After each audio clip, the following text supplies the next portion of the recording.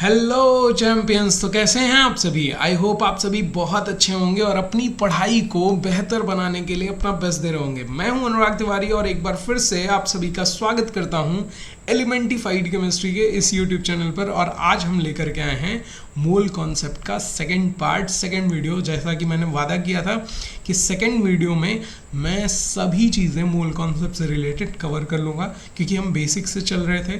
तो बेसिक से advance level जाने में जो वीडियो हो जाती वो बहुत लंबी हो जाती, इसलिए मैंने कहा था कि हम सेकंड पार्ट लेके आएंगे। मैं सेकंड पार्ट लेके आऊँगा और उस सेकंड पार्ट में सारा जितना भी मोल कॉन्सेप्ट से रिलेटेड जितनी भी चीज़ें बची हुई हैं उन सभी को कवर करेंगे, साथ में न्यूमेरिकल्स भी लगाएंगे। तो आज की इस वीडियो में हम टॉपिक कवर करने वाले हैं और उसके बाद न्यूमेरिकल भी सॉल्व करने वाले हैं। दिखाएंगे आपको कि मोल कॉन्सेप्ट के न्यूमेरिकल्स कैसे होते हैं और क्या क्या चीज़ें उनसे रिलेट करती हैं, कैसा न्यूमेरिकल आपके एग्जामिनेशन पॉइंट ऑफ व्यू से बहुत इंपॉर्टेंट है। ये सारी चीज़ें मैं इस वीडियो में बताने वाला हूँ। तो आपको अपनी बेसिक नीड जो है वो लेके साथ में बैठना है। क्या है बेसिक नीड? वो है पेन और पेपर, और उसके साथ पेन और कॉपी, सॉरी पेपर नहीं, कॉपी, और उसके साथ एक वाटर बॉटल रख लीजिएगा। ठीक है, आराम से बैठिए और जितनी भी चीज़ें, देखो कंसंट्रेट रहोगे तभी समझ में आएगा। ठीक है, तो कंसंट्रेशन के लिए मैंने कहा कि आपको आराम से बैठ जाना है और इन चीज़ों को, बेसिक नीड्स को एक साथ लेके बैठना है, बार बार उठना नहीं है। ठीक है, एक वन टाइम में वीडियो ख़त्म करो, उसके बाद आप कहीं भी जाइए, एंजॉय करिए। ठीक है, और क्वेश्चंस जरूर लगाइएगा। इस वीडियो में जो भी क्वेश्चंस हैं उसको तो सॉल्व करेंगे ही करेंगे आप। ठीक है, हम करके दिखाने वाले हैं। उसके साथ साथ आप बाहर से क्वेश्चंस जो भी आपको मिल रहे हैं अदर आपकी बुक से या अदर कहीं से, ठीक है, तो उनको भी सॉल्व करेंगे। नहीं आता है तो आप कमेंट बॉक्स में कमेंट करेंगे, बताएंगे मुझे कि क्या डाउट है, क्या क्या चीज़ें हैं। नेक्स्ट वीडियो में मैं कोशिश करूँगा कि उन डाउट्स को मैं क्लियर कर दूँ आपके। ठीक है, तो चलिए स्टार्ट करते हैं। क्या क्या चीज़ें पढ़ने वाले हैं? तो केसेस, हम 4 केसेस जो हैं मोल कॉन्सेप्ट के वो पढ़ने वाले हैं। उसके साथ साथ हम न्यूमेरिकल्स लगाने वाले हैं। ठीक है, तो देर ना करते हुए इन चीज़ों को अभी यहीं लेफ्ट करते हैं और आगे बढ़ते हैं। ठीक है, तो केस फर्स्ट जो हमने बताया था, मास 2। अगर आपको मास दिया हो मोल कॉन्सेप्ट में, ठीक है, हमने बताया था कि मोल कॉन्सेप्ट क्या है, एक मास से नंबर ऑफ पार्टिकल्स में कन्वर्ट करने की एक एंटिटी, एक क्वांटिटी है जो कि हमें क्या करती है, इन दोनों के बीच एक ब्रिज बना के देती है कि अगर आपको मास दिया है, मास ऑफ सब्सटेंस दिया है, तो आप उनसे नंबर ऑफ एंटिटीज़ निकाल सकते हो, और नंबर ऑफ एंटिटीज़ दिया है तो मास ऑफ सब्सटेंस निकाल सकते हो। यही चीज़ फर्स्ट केस में था कि अगर मास दिया है तो नंबर ऑफ एंटिटीज़ कैसे निकालेंगे। उसके लिए मैंने आपको एक फॉर्मूला बताया था, और फॉर्मूला क्या था? फर्स्ट वीडियो आपने देखी है? नहीं देखी है तो जाके देख के आओ, लिंक डिस्क्रिप्शन में है। ठीक है, नहीं देखिए तो भैया यहाँ पे अभी आपका कोई काम नहीं है, समझ रहे हैं? तो जल्दी से देख के आइए। तो क्या क्या कहा कि अगर मास गिवन है तो उस टाइम पे फॉर्मूला क्या होता है? फॉर्मूला होता है number of moles is equal to, number of moles is equal to given mass. Given mass किसका? मास दिया है ना सब्सटेंस का, उसका मास अपॉन मोलर मास। ठीक है, इस मोलर मास की जगह हम लिखते हैं ग्राम एटॉमिक मास भी लिखते हैं। ग्राम एटॉमिक मास कब होगा? जब एटम दिया होगा। ठीक है, ठीक है, कोई एलिमेंट दिया है, ठीक है, और उसके नंबर ऑफ एंटिटीज़ यानी एटम्स निकालने की बात किया जा रहा है। ठीक है, तो वहाँ ग्राम एटॉमिक मास रखेंगे। अगर कोई कंपाउंड दिया है और उसके मॉलिक्यूल्स पूछ रहा है तो वहाँ ग्राम मॉलिकुलर मास रखते हैं। क्या रखते हैं? ग्राम मॉलिकुलर मास। ग्राम molecular mass, gram atomic mass दोनों फर्स्ट वीडियो में कवर की गई हैं, नहीं देखा है तो जाके देखिए। ठीक है, तो नंबर ऑफ मोल्स यानी स्मॉल n से डिनोट किए जाते हैं। गिवन मास को मैं स्मॉल w से डिनोट कर देता हूँ और मोलर मास को स्मॉल m से। ठीक है, तो फॉर्मूला ये बन जाएगा, और इस फॉर्मूले से आप क्या कर सकते हैं? फाइंड आउट कर सकते हैं अपना मास अगर दिया है तो नंबर ऑफ एंटिटीज़। ठीक है, इस फॉर्मूले से कैसे फाइंड आउट करेंगे? एक और फॉर्मूला है, एक और चीज़ होती है कि एक मोल। मैंने कहा था जब भी मैं एक मोल कहूँगा तो आप क्या समझोगे? आप समझोगे 6.22 into 6.022 into 10 to the power 23। अगर मैंने यहीं एटम्स लिख दिए तो इसका मतलब एक मोल एटम्स में कितने एटम्स होंगे? इतने एटम्स। ठीक है। और अगर मैंने यहीं पे मॉलिक्यूल लिख दिया होता तो एक मोल मॉलिक्यूल में कितने एटम्स होते हैं, 6.022 इंटू 10⁻23 एटम्स होते हैं। अब इसी फॉर्मूले का यूज करके हम आपको यहाँ पे दिखाने वाले हैं, इस क्वेश्चन में दिखाने वाले हैं, क्वेश्चन दिया हुआ है इसीलिए मैंने यहाँ पे 2 सेक्शन में करके क्वेश्चन भी रख दिया कि जो भी चीज़ें होंगी वो यहीं तुरंत आप समझ जाओगे, ठीक है। तो यहाँ नंबर ऑफ एटम निकालना है क्लोरीन का। क्लोरीन का नंबर ऑफ एटम निकाल के आपको दिखाना है कि 3550 ग्राम ऑफ क्लोरीन में कितने एटम्स होंगे क्लोरीन के, ठीक है। तो सॉल्यूशन देखते हैं, सॉल्व करते हैं। क्या दिया है कि आपको गिवन मास दिया हुआ है, गिवन मास दिया हुआ है, कितना दिया है गिवन मास? गिवन मास दिया है 3550। मोलर मास कितना होता है क्लोरीन का? मोलर मास यानी एक मोल का मास। एक मोल का मास अगर क्लोरीन एलिमेंट की बात की जा रही है, क्लोरीन गैस की बात नहीं की जा रही है, याद रखिए। अगर गैस की बात की जाती तो वहाँ मॉलिक्यूल होता, ठीक है। यहाँ हम क्लोरीन एटम, क्लोरीन एलिमेंट की बात कर रहे हैं, तो क्लोरीन एलिमेंट का क्या होगा, कितना होगा? 35.5 ग्राम होता है क्या, मोलर मास, ठीक है। तो हमें क्या निकालना है? हमें निकालना है नंबर ऑफ मोल्स, क्योंकि यहाँ बोला है कि number of moles is equal to given mass, ठीक है, upon molar mass. Given mass कितना है? 3550 और मोलर मास कितना है? 35.5, ठीक है। कितना है? 35.5। यहाँ डिवाइड करोगे तो कितना आएगा? डिवाइड करेंगे तो आएगा 100, यानी कितने मोल्स आ गए? 100 मोल्स आ गए। अब आपको पता है भाई यहाँ से नंबर ऑफ मोल्स निकले, ठीक है। तो एक वर्जन तो सॉल्व हुआ, एक स्टेप तो सॉल्व हुआ। अब क्या निकालना है? हमें तो निकालना है नंबर ऑफ एटम्स। कितने नंबर ऑफ एटम्स होंगे? तो हम लिखेंगे कि एक मोल एटम में, ठीक है, अगर एक मोल एटम है तो उसमें कितने एटम्स होते हैं? 6.022 इंटू 10⁻23 एटम्स होते हैं कि नहीं? ठीक है, होते हैं, प्रीवियस वीडियो में ही बताया था। तो अगर हमारे पास कितने मोल्स हैं, हमारे पास अभी मोल्स निकाले ना, हमारे पास कितने मोल्स हैं, नंबर ऑफ मोल्स हमारे पास तो 100 हैं। तो एक मोल में अगर इतने एटम्स, तो हमारे पास तो 100 मोल हैं। तो 100 मोल में कितने एटम्स हो जाएंगे? तो 100 mole is equal to 6.022 into 10⁻23 होगा, और इसी में 100 से हम क्या कर देंगे? मल्टीप्लाई, और यहाँ से वैल्यू आ जाएगी 6.022 इंटू 10⁻, ये 100 क्या है? 10⁻2, तो 10⁻2 को ऐड कर दिया तो यहाँ पे आ जाएगा 25, 10⁻25 एटम्स हो जाएंगे। यानी कि हमने यहाँ पे काउंट कर लिया कि एक 3550 ग्राम ऑफ क्लोरीन में कितने एटम्स होंगे क्लोरीन के। क्लियर हुआ? निकल गया? तो ये है कि अगर आपको केस दिया है, अगर ऐसा केस दिया है कि मास दिया हुआ है आपसे नंबर ऑफ एंटिटीज, अब नंबर ऑफ एंटिटीज में आपका क्या क्या आ सकता है? नंबर ऑफ एंटिटीज में मैंने बताया था एटम भी आ सकते हैं, एटम भी आपसे पूछा जा सकता है, मॉलिक्यूल भी आपसे पूछा जा सकता है।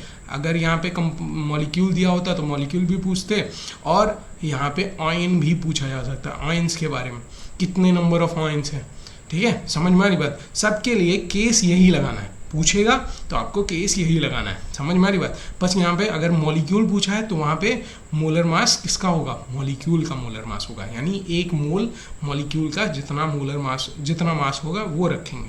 आयन का पूछा है तब भी, अगर आयन का पूछ रहा है, ठीक है, तो वहाँ पे मोलर मास किसका लगाते हैं? एटम का मोलर मास, यानी उस एटम, जैसे मान लीजिए हमसे पूछ लिया सोडियम Na+ का आप मोलर मास बताइए, तो Na+ सोडियम ही तो है, तो इसका भी 23 ही होगा, 23, यानी जितना सोडियम सिंगल सोडियम का लिखते हैं उतना सोडियम आयन का भी होगा। समझ में क्लियर? तो आगे बढ़ते हैं। नेक्स्ट ये केस आपको मैंने पहले ही पढ़ा दिया था। नेक्स्ट केस हम देखते हैं। नेक्स्ट केस है कि अगर आपको नंबर ऑफ एंटिटीज दी हैं तो मास कैसे निकालोगे, ठीक है। तो इसके लिए फॉर्मूला क्या है? इसके लिए फॉर्मूला देख लेते हैं। इसके लिए फॉर्मूला सिंपल सा बनता है कि अगर आपको नंबर ऑफ एंटिटीज दी हैं तब भी हम भाई निकालना नंबर ऑफ मोल्स है, क्योंकि ब्रिज का काम कौन करता है? Number of mole. तो उसके लिए हम लगाते हैं फॉर्मूला कि number of moles is equal to ठीक है, गिवन नंबर ऑफ एंटिटीज, ठीक है, अपॉन ठीक है, 6.022 इंटू 10 टू द पावर 23। ठीक है, ये फॉर्मूला आपका यहाँ पे क्या करेगा, क्या होगा, अप्लाई। ठीक है, किस केस में अप्लाई होगा, जब आपको नंबर ऑफ एंटिटीज दी हो और मास कैलकुलेट करना हो। ठीक है, तो उस केस में हम क्या लगाते हैं, ये फॉर्मूला लगाते हैं। अब कैसे लगाएंगे, ये फॉर्मूला क्या करेगा, ठीक है, तो देख लेते हैं क्या करेगा। Number of moles is equal to, ठीक है, number of moles is equal to, भाई दोनों फॉर्मूला लगाना पड़ेगा। ठीक है, प्रीवियस वाला फॉर्मूला भी रिलेट करके देखो, इसीलिए मैंने कहा है, इसीलिए मैं इस वीडियो में वो रिवाइज भी किया हूँ केस फर्स्ट। ठीक है, क्योंकि रिवीजन अगर नहीं करूँगा तो समझ में नहीं आएगा आपको, रिवाइज अगर ना किया होता तो ये केस सेकंड आपको नहीं समझ में आता। ठीक है, तो चलिए क्या है, number of moles is equal to given mass of given number of entities, तो इसको मैं किससे रिप्रेजेंट कर दूं, n से रिप्रेजेंट कर देता हूं। ठीक है, और ये कितना है, 6.022 इंटू 10 टू द पावर 23। ठीक है, ये आ गया फॉर्मूला। अब मैं क्या करूं, अगर जो भी नंबर दिए हैं उनसे मैं क्या करूं, नंबर ऑफ मोल्स निकाल लूं। अगर नंबर ऑफ मोल्स निकल जाते हैं तो मुझे क्या कैलकुलेट करना है, मास।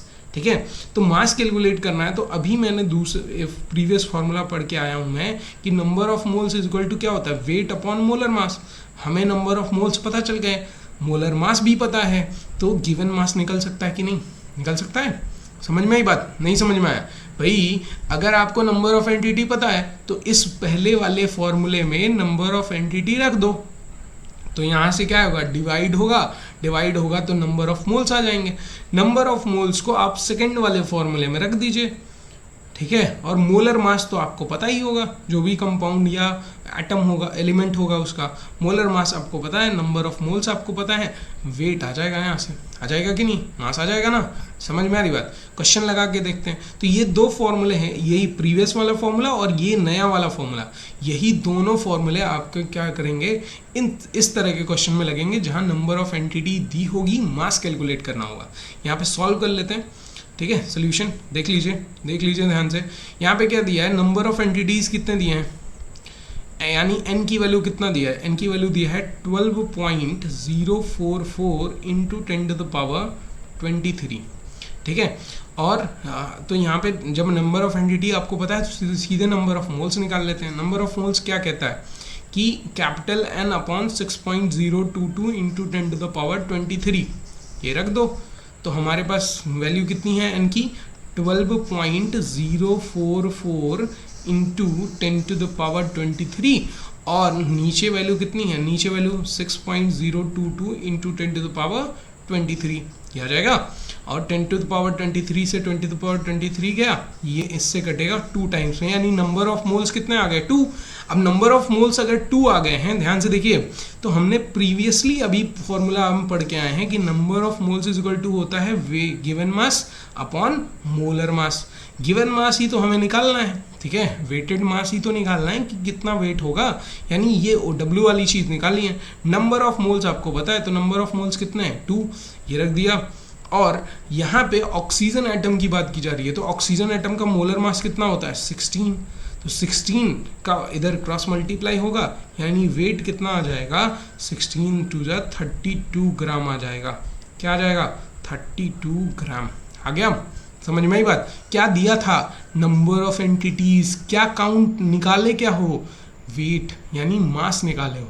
तो ये किसके हेल्प से हुआ है, निकालना क्या पड़ा है, पहले हमें निकालना पड़ा है नंबर ऑफ मोल्स, और फिर उसी नंबर ऑफ मोल्स को यूज करके हम क्या निकाले हैं, उसका मास निकाले। समझ में आ रहे हो, तो ब्रिज का काम कर रहा है कि नहीं, जो चीज़ मैंने बताई वो काम कर रहा है कि नहीं, कर रहा है ना। ठीक है, तो ये फॉर्मूला भी आपको यहाँ पे इस केस में रखना है और याद भी करना है। ठीक है, नेक्स्ट चले, समझ में आ गया। और भी क्वेश्चंस लगाने वाले हैं भैया, आगे क्वेश्चंस हैं।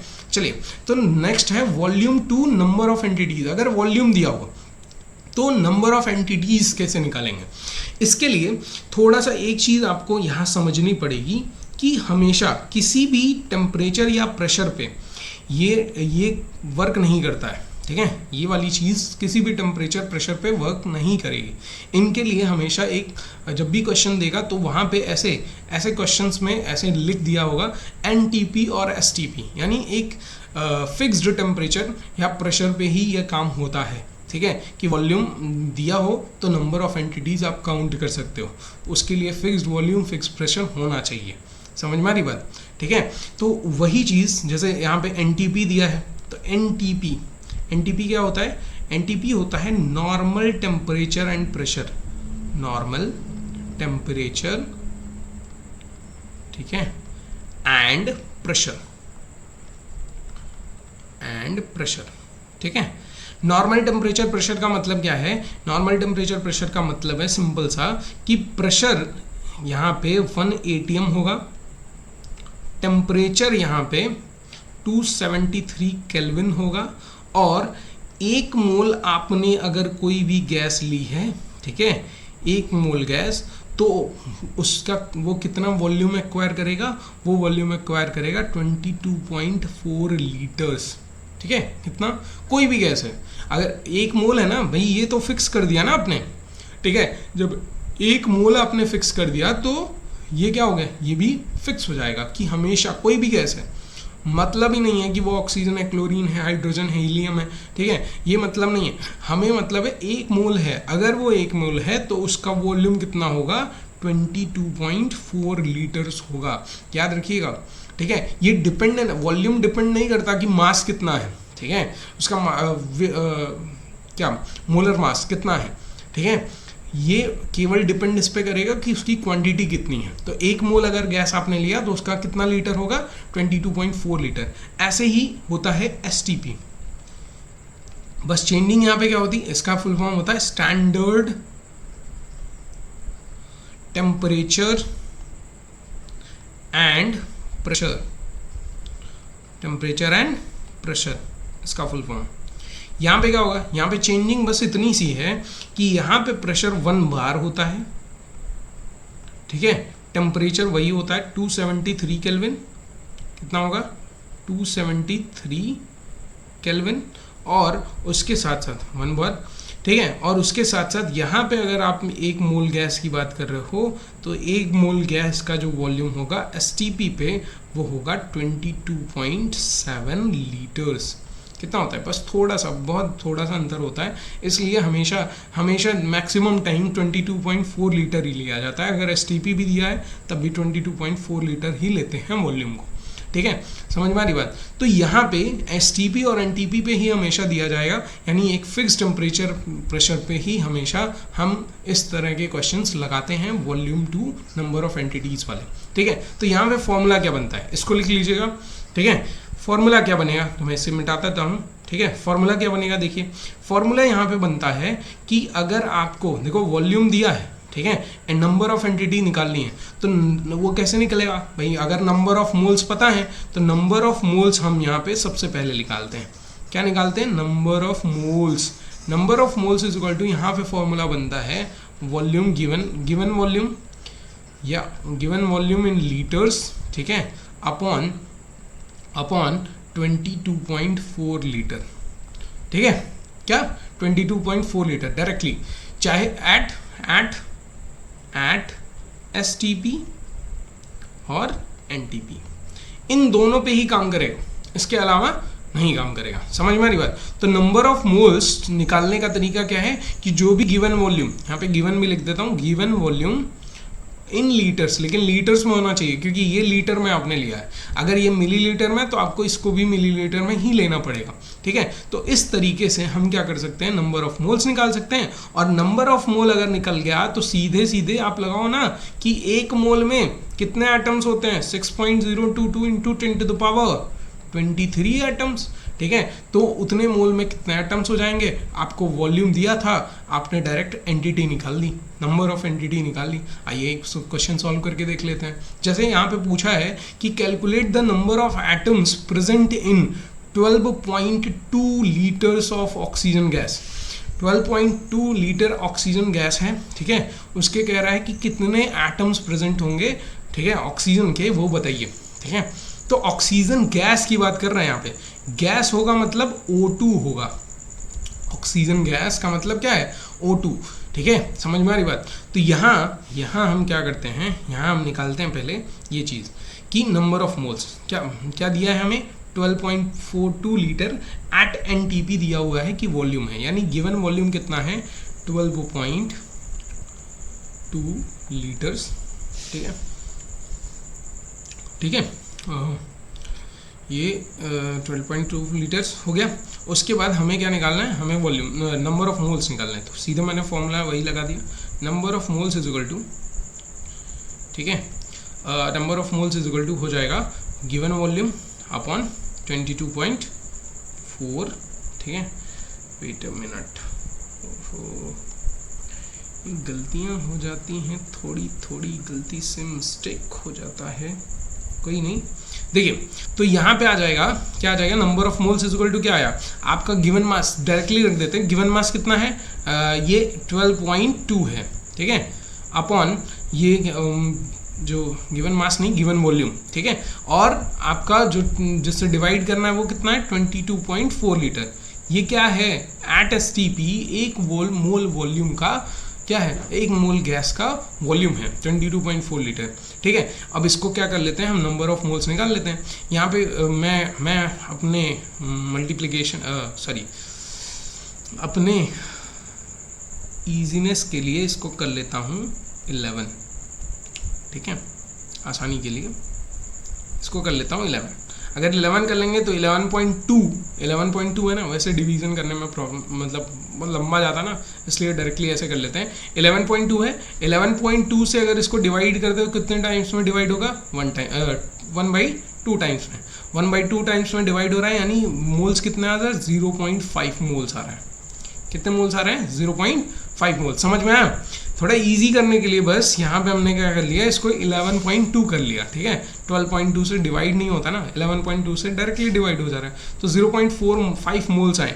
अब 0.5 मोल्स आए तो आपसे पूछा क्या है, नंबर ऑफ एटम्स, ठीक है। तो अभी यहाँ पे लगा लूँ कि 1 मोल, ठीक है, 1 मोल। देखो अब ये नंबर ऑफ मोल्स किसके हैं, ऑक्सीजन गैस के आए हैं, तो ऑक्सीजन गैस O2 के फॉर्म में होगा, और O2 क्या है, एक मॉलिक्यूल है, क्या है, मॉलिक्यूल। तो 1 मोल O2 यानी O2 मॉलिक्यूल में कितने होंगे, कितने मॉलिक्यूल्स, कितने एटम्स होंगे, कितने मॉलिक्यूल्स होंगे, मॉलिक्यूल्स समझ में आ रहा है, 6 पॉइंट, क्योंकि ये मॉलिक्यूल है तो मॉलिक्यूल होगा। यहाँ पे मैंने ये चीज़ जो लिखी है, वेट ए मिनट, मैं इरेज कर देता हूँ, फिर से आराम से लिखता हूँ, क्योंकि आपको ये समझना है कि मैं क्या समझा रहा हूँ। पॉइंट समझिए थोड़ी सी कि मैं क्या कह रहा हूँ। मैं कह रहा हूँ ऑक्सीजन यहाँ पे जो लिया है वो ऑक्सीजन गैस है, तो ये मॉलिक्यूल के फॉर्म में होगा, यानी जो यहाँ से नंबर ऑफ मोल्स निकले हैं ना वो मॉलिक्यूल के लिए निकले हैं, ठीक है। एटम बाद में निकलेगा, बता रहा हूँ आगे, ठीक है। तो मैंने क्या कहा, 1 मोल मॉलिक्यूल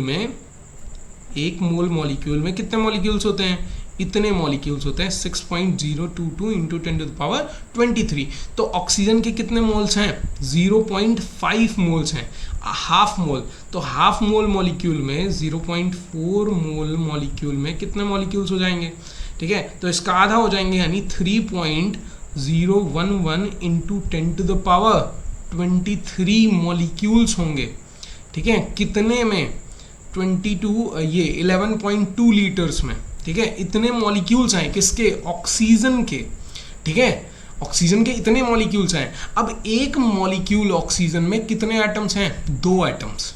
एक मॉलिक्यूल ऑक्सीजन का जो है उसमें कितने एटम्स हैं, 2 एटम्स। तो सिंपल से समझिए कि अगर इतने मॉलिक्यूल हमारे पास हैं, 3.011 इंटू 10⁻23 मॉलिक्यूल्स अगर हमारे पास हैं, तो इसमें मुझे एटम निकालना है।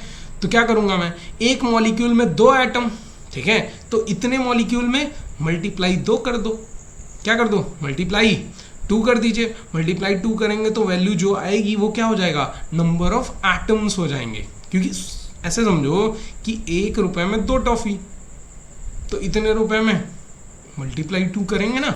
समझ में आ रही बात, समझ में आ रहा है।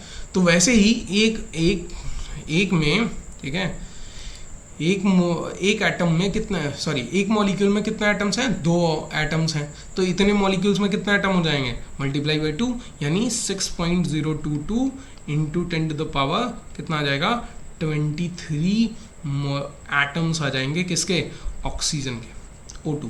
सिंपल सा समझिए कि एटॉमिसिटी जो होती है, एटॉमिसिटी जानते हैं, किसी भी मॉलिक्यूल में कितने नंबर ऑफ एटम्स प्रेजेंट है वही उसकी एटॉमिसिटी होती है। तो सिंपली एटॉमिसिटी से मल्टीप्लाई कर दीजिए। अगर मॉलिक्यूल, नंबर ऑफ मॉलिक्यूल आपको बताएं तो उसमें एटॉमिसिटी, उस एलिमेंट के एटॉमिसिटी से मल्टीप्लाई कर दीजिए, नंबर ऑफ एटम्स आपको पता चल जाएंगे। समझ में आया? आगे नहीं समझ में आया तो आगे बढ़िए, अभी यहाँ पे समझ में आएगा आपको। ठीक है, ये भी उसी टाइप का क्वेश्चन है आई थिंक। ठीक है, यहाँ पे भी देखिए वही सेम टाइप का क्वेश्चन है। इसमें भी हाइड्रोजन के नंबर ऑफ एटम्स पूछ रहा है और यहाँ पे दिया है NH4। NH4 is a molecule जिसमें 4 हाइड्रोजन प्रेजेंट है। ठीक है, तो इसको सॉल्व करते हैं, यहाँ पे ज़्यादा चीज़ें समझ में आ जाएंगी, अगर पीछे नहीं समझ में आएंगे तो। ठीक है, बस यहाँ पे आपको किसकी बात कर रहा है कि नंबर ऑफ एटम्स निकालने हैं और ग्राम में दिया है, यहाँ वॉल्यूम की बात नहीं है। ठीक है, पीछे वॉल्यूम की बात थी। अब देखिए ध्यान से कि यहाँ पूछा है how many atoms of hydrogen are there in 36 gram of NH4। NH4 में कितने होंगे, तो ध्यान से देखिए, ध्यान से कि NH4 का पहले हम निकाल लेते हैं मोलर मास। तो NH4 का मोलर मास कैसे निकालते हैं, मॉलिक्यूल है, मॉलिक्यूल होगा तो इसका GMM होगा, यानी ग्राम मॉलिकुलर मास होगा। ग्राम मॉलिकुलर मास कितना आएगा भाई, नाइट्रोजन का 14 होता है, एक हाइड्रोजन का 1 होता है, 4 हाइड्रोजन का 4 हो गया, यानी 18 ग्राम आ गया मोलर मास। ठीक है, तो उसके बाद और क्या पता होना चाहिए, गिवन मास यानी स्मॉल डब्ल्यू की वैल्यू कितनी है, 36 ग्राम दी हुई है, क्वेश्चन में ही दी हुई है। हमें number of atoms of hydrogen निकालने हैं। नंबर ऑफ एटम्स निकालने के लिए पहले अभी किया है, पीछे नहीं समझ में आया तो देखते रहिए। हम क्या निकालेंगे, अब यहीं से निकाल लेंगे number of moles. Number of moles अगर मैंने निकाला तो नंबर ऑफ मोल्स किसके निकलेंगे, NH4 के निकलेंगे ना, यानी इस मॉलिक्यूल के निकलेंगे ना। ठीक है, क्योंकि भाई मॉलिक्यूल के मास से, मोलर मास से तो डिवाइड कर रहे हो, मॉलिक्यूल का ही तो मास दिया है, तो नंबर ऑफ मोल्स किसके आएंगे, मॉलिक्यूल के आएंगे। वही चीज़ मैं यहाँ पे समझा रहा था कि जब ऑक्सीजन इससे यहाँ पे जो ऑक्सीजन का ये मोल निकला है, ये किसका है, ऑक्सीजन मॉलिक्यूल का आया है। आपको एटम का निकालना है। ठीक है, तो एटम का निकालने के लिए क्या करेंगे, पहले मॉलिक्यूल्स कितने आए हैं वो, और एटम पता करने के लिए नंबर ऑफ एटम कि उस एटम, वो जो एलिमेंट है उसके कितने एटम्स प्रेजेंट हैं, ये पता करने के लिए सिंपल सा करिए, जितने मॉलिक्यूल आ रहे हैं उसमें एटॉमिसिटी से मल्टीप्लाई कर दीजिए। किससे, एटॉमिसिटी से। देखिए ध्यान से बता रहे हैं, यहाँ पे भी एटॉमिसिटी बता रहे हैं। ठीक है, तो number of moles is equal to क्या हो जाएगा भाई, given mass given upon molar, किसका, इसका NH4 का। तो गिवन कितना है 36, मोलर कितना 18, डिवाइड हुआ कितना है 2 मोल्स। ठीक है, अब नंबर ऑफ मोल्स आपको पता चल गए। तो यहाँ नंबर ऑफ मोल्स किसके पता चले हैं, NH4 के। तो हम लिखेंगे 1 मोल NH4 मॉलिक्यूल में कितने एटम्स होंगे, कितने मॉलिक्यूल्स होंगे, 6.022 इंटू 10⁻23 NH4 के मॉलिक्यूल्स होंगे। समझ में आ रही बात। एक मोल में हमारे पास कितना मोल है, 2 मोल, तो 2 मोल में कितने हो जाएंगे, 2 मोल NH4 में हो जाएंगे, इसी का मल्टीप्लाई कर दो, यानी 12.044 इंटू 10⁻23 इसके मॉलिक्यूल्स हो जाएंगे। किसके मॉलिक्यूल्स, NH4 के हो जाएंगे। ठीक है, लेकिन हमें क्या पता करना है, हमें पता करना है हाइड्रोजन के कितने एटम्स प्रेजेंट हैं। तो हाइड्रोजन के एटम्स प्रेजेंट पता करने के लिए हम क्या पता करेंगे कि एक मॉलिक्यूल में कितने हाइड्रोजन, 4 हाइड्रोजन है कि नहीं, है ना। एक मॉलिक्यूल में 4 हाइड्रोजन, तो ध्यान से देखिए, ध्यान से कि एक मॉलिक्यूल में 4 हाइड्रोजन हैं। हमारे पास कितना मॉलिक्यूल है, इतने मॉलिक्यूल्स हैं। तो इतने मॉलिक्यूल्स में कितने हाइड्रोजन होंगे पता करने के लिए क्या करना पड़ेगा, 4 से इतने में मल्टीप्लाई कर दो। तो यहाँ पे आ जाएगा कि 12.044 इंटू 10⁻23 मॉलिक्यूल्स ऑफ NH4।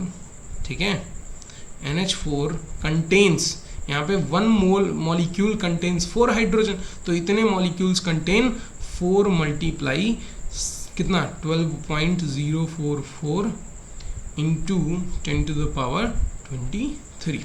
समझ में, और ये कितना आएगा हमारा 48.176 इंटू 10⁻23 आ जाएगा। ठीक है, इतने एटम्स होंगे किसके, atoms of H2 hydrogen sorry H2 नहीं, हाइड्रोजन। ठीक है, समझ में क्लियर हुई। तो ये चीज़ थी। अगर आपको नंबर, अगर मॉलिक्यूल दिया है तो जब आप निकालोगे यहाँ पे फाइंड आउट करोगे नंबर ऑफ मोल से डायरेक्टली, तो ये मॉलिक्यूल्स आएंगे। मॉलिक्यूल्स में अगर आपसे नंबर ऑफ एटम पूछ रहा है तो एटॉम, उस एलिमेंट की एटॉमिसिटी कितनी है उस मॉलिक्यूल में, उसी से मल्टीप्लाई कर दीजिए, आपको मिल जाएगा कितने नंबर ऑफ एटम्स प्रेजेंट होंगे। समझ में क्लियर हुई। आगे बढ़ें, चलिए। तो ये सब बनाते रहिएगा। अब देखिए नेक्स्ट क्वेश्चन वही है, calculate the number of atoms of each element, हर एक एलिमेंट का। यानी आपको क्या करना है, पहले मॉलिक्यूल से नंबर ऑफ मोल्स निकाल लें, नंबर ऑफ मोल्स निकालने के बाद नंबर ऑफ मॉलिक्यूल्स निकालोगे कितने प्रेजेंट होंगे। अब नंबर ऑफ मॉलिक्यूल्स निकल गए तो जितनी एटॉमिसिटी, हर एलिमेंट की एटॉमिसिटी से मल्टीप्लाई कर दीजिए। ठीक है, जिसकी जितनी एटॉमिसिटी है उतने से मल्टीप्लाई करिए, जो वैल्यू आएगी वो क्या हो जाएगा, number of atoms of each element, that element हो जाएगा। समझ में क्लियर हुई। सॉल्व करेंगे, नहीं आता है तो कमेंट बॉक्स में कमेंट करेंगे, लेकिन खुद से इसको सॉल्व करना है। ठीक है, वीडियो को पॉज करिए और सॉल्व करिए। Next, find the volume of 1 gram of hydrogen in litres at NTP। ठीक है, अब देखो ये क्वेश्चन थोड़ा सा अलग है। ठीक है, इसलिए मैं सॉल्व करवा रहा हूँ इसको। क्या क्वेश्चन है, क्वेश्चन दिया हुआ है find the volume of 1 gram of gas, यानी आपको मास दिया है, गिवन मास दिया है कितना, 1 ग्राम। 1 ग्राम गैस का वॉल्यूम पता करिए NTP पे कितना होगा। तो 1 ग्राम गैस यानी गिवन मास दिया है। हाइड्रोजन का जो मोलर मास होगा, molar mass of hydrogen, molecule है ना, मॉलिक्यूल H2, तो इसका 2 ग्राम हो जाएगा। ठीक है, अब आपसे कह रहा है नंबर ऑफ मोल, तो यहाँ देख लो नंबर ऑफ फाइंड वॉल्यूम पूछ रहा है। तो वॉल्यूम पूछ रहा है अगर, तो मैं क्या करूँ, 2 फॉर्मूले हमको बताए गए, 3 फॉर्मूले टोटल हमको बताए गए हैं। कौन कौन से हमको बताए गए हैं कि number of moles is equal to होता है ये गिवन मास। ठीक है, तीनों मैं रिमाइंड कर रहा हूँ, गिवन मास अपॉन मोलर मास। ठीक है, मोलर मास में मॉलिक्यूल और एटम दोनों का। ठीक है, number of moles is equal to बताया है नंबर, ठीक है, given number of entities upon 6.022 into 10 to the power 23, ये बताया है। उसके बाद number is equal to n is equal to number of moles is equal to क्या, वॉल्यूम इन लीटर्स। ठीक है, in litres, given volume in litres, GV लिख लेते हैं, given volume in litres upon 22.4 litre. अगर इन 2 फॉर्मूले को मैं ज्वाइन करके लिखूं, ठीक है, तो काम बन सकता है, काम बन सकता है कि नहीं, बन सकता है ना। ठीक है, क्यों कैसे बन सकता है, क्योंकि हमें पता है, देखिए यहाँ भी नंबर ऑफ मोल्स है, यहाँ भी नंबर ऑफ मोल्स है, दोनों जगह नंबर ऑफ मोल्स है। तो यानी अगर LHS left hand side equal है तो राइट हैंड साइड भी तो इक्वल होगी, तो राइट हैंड साइड को इक्वल कर लीजिए। तो राइट हैंड साइड अगर इक्वल होगी तो यहाँ पे क्या बनेगा फॉर्मूला, गिवन मास अपॉन, ध्यान से सुनिएगा, गिवन मास अपॉन मोलर मास, ठीक है, इज इक्वल टू क्या, ये GV यानी गिवन वॉल्यूम अपॉन 22.4 लीटर। अब गिवन वॉल्यूम ही तो निकालना है। ठीक है, गिवन वॉल्यूम निकालना है। गिवन मास कितना दिया है 1 अपॉन ये मोलर मास कितना दिया है 2 इज इक्वल टू GV हमें निकालना है। ठीक है, गिवन वॉल्यूम हमको निकालना है 22.4 लीटर। क्रॉस मल्टीप्लाई करोगे तो यहाँ पे GV इज इक्वल टू क्या आ जाएगा, GV इज इक्वल टू आ जाएगा 2 से ये डिवाइड होगा यानी 11.2 लीटर्स आ जाएगा। समझ में 11.2 लीटर्स आ जाएगा। इसी को एक तरीके से और सॉल्व कर सकते थे, पहला ही फॉर्मूला लगा देते थे केवल कि number of moles is equal to क्या, number of moles is equal to given mass यानी W, ठीक है, अपॉन M। तो यहाँ पे क्या आ जाता 1/2 आ जाता, या 1/2 का मतलब आधा मोल हुआ। अब आप जानते हो कि एट STP कोई भी गैस हो उसके 1 मोल का वॉल्यूम कितना होता है 22.4 लीटर। हमारे पास कितने मोल हैं, हाफ मोल, तो आधे मोल का कितना होगा, आधे मोल का हो जाएगा आधा, तो आधा होगा तो ये 11.2 2 लीटर्स आ जाएगा। यही यहाँ भी आया, यही यहाँ भी आया, तो किसी भी तरीके से आप निकाल सकते हैं। समझ में क्लियर हुई?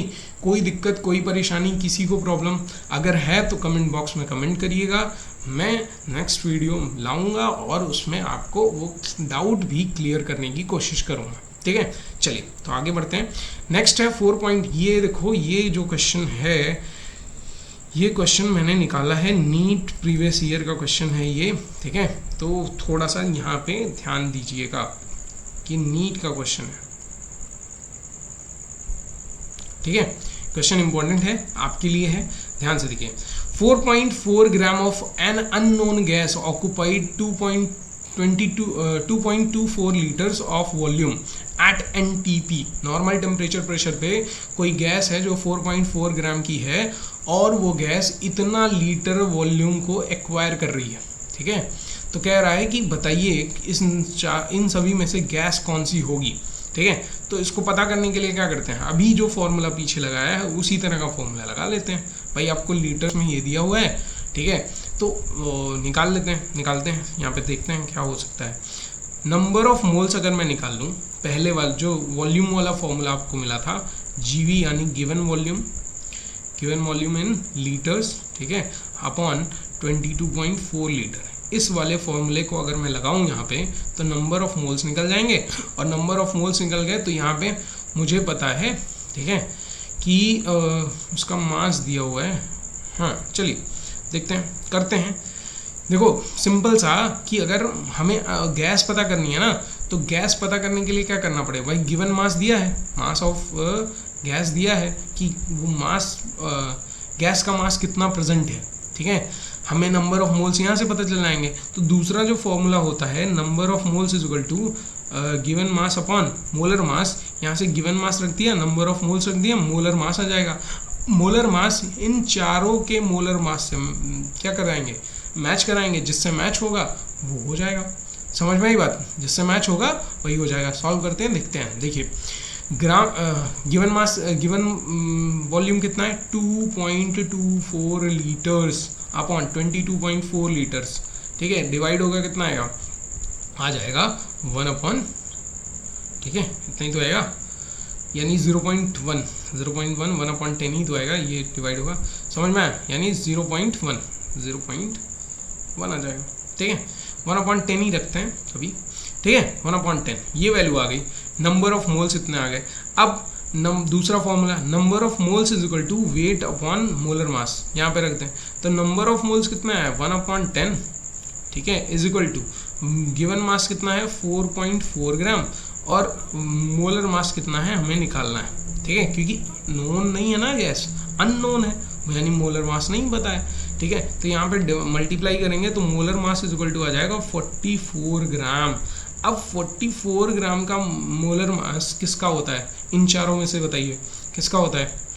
इन चारों में से होता है कार्बन डाइऑक्साइड का। कार्बन डाइऑक्साइड अगर निकालोगे तो ध्यान से देखो कि कार्बन CO2, तो कार्बन का होता है 12 और एक ऑक्सीजन का होता है 16, 2 ऑक्सीजन का होगा 32, 12 और 32 ऐड करेंगे कितना आएगा 44 ग्राम। तो 44 ग्राम मोलर मास आया। मोलर मास यानी एक मोल मॉलिक्यूल का मास आया ना, और वो किसके बराबर है, क्योंकि कार्बन मोनोऑक्साइड का कितना हो जाएगा 16 और 12, इसका 28 होता है, इसका कितना होगा, इसका 32 ही होगा। ऑक्सीजन गैस की अगर बात करें, इसका कितना होगा, सल्फर डाइऑक्साइड का 64 होगा, यानी, और इसका कितना होगा 44। तो मैच इसी तो कर रहा है उसका मोलर मास, तो यानी कि ये ऑप्शन आपका क्या हो जाएगा, करेक्ट हो जाएगा। समझ में बातें क्लियर हुई। तो ये चीज़ें थी इनसे रिलेटेड। अब जो भी क्वेश्चन मैंने अभी होमवर्क में दिया है वो आप सॉल्व करेंगे। उसको सॉल्व करने के बाद आपके टेक्स्ट बुक में या अदर कहीं से भी आपको एक्सटर्नल सोर्सेज से आपको क्वेश्चन मिलते हैं, उनको सॉल्व करेंगे। नहीं सॉल्व होते हैं वैसे तो मैं गारंटी देता हूँ कि आप जो भी फॉर्मूले हैं, जितने भी 3 फॉर्मूले मैंने वहाँ पे लिखे थे, उनको लेके सॉल्व कर रहे हो और क्या निकालना है वो समझ जा रहे हो क्वेश्चन में। ठीक है, किस तरफ से किस तरफ जाना है वो समझ जा रहे हो, तो आराम से आप क्वेश्चन को सॉल्व कर सकते हो। नहीं सॉल्व हो रहा है, कोई प्रॉब्लम और आ रही है, ठीक है, तो आपको क्या करना है, उस क्वेश्चन को कमेंट बॉक्स में कमेंट कर देना है। ठीक है, मैं उसको रीच आउट करके देखूंगा, और उसके बाद जो भी पॉसिबिलिटी, अगर वीडियो बनानी पड़ी उसके लिए तो वीडियो बना के आपको समझाएंगे। अगर अदर किसी सोर्स से हम समझा सकते हैं तो उससे भी समझाएंगे, ठीक है। हम आपको कोशिश करेंगे कि किसी भी तरह की परेशानी ना होने पाए। बस आपको क्या करना है, अपने बेसिक नीड्स क्लियर करने हैं, पीरियोडिक रिवीजन करते रहना है, नोट्स बनाते रहना है। समझ में आया? क्योंकि यहाँ आपको फर्स्ट ईयर रेस्ट ईयर की तरह नहीं लेना है। फर्स्ट ईयर में भी उतनी ही मेहनत करनी है जितना बोर्ड एग्ज़ाम में किए हैं, क्योंकि ये 2 साल आपके लिए इम्पोर्टेंट है। और इन 2 सालों के बाद, ठीक है, 2 सालों के बाद वो ज़िंदगी है ना, कि अगर आपने बहुत अच्छा परसेंटेज ला दिया तो आपकी जो रिस्पेक्ट है ना वो बढ़ जाएगी घर में, ठीक है। रिलेटिव जो मिलेंगे वो आपसे रिस्पेक्ट से बात करेंगे, ठीक है। घट गई ना तो कोई इज्जत नहीं करेगा, समझ रहे हो? तो घटानी नहीं है यार, बढ़ानी है। बढ़ाने के लिए मेहनत करना पड़ेगा। और 12th रिजल्ट्स के बाद अगर कोई कॉम्पिटिटिव एग्ज़ाम निकल गया, नीट या IIT JEE, तो सोने पे सुहागा। तो इसलिए पढ़ लो, समझ में? चलें, थैंक यू। फिर मिलते हैं नेक्स्ट वीडियो में। Thank you.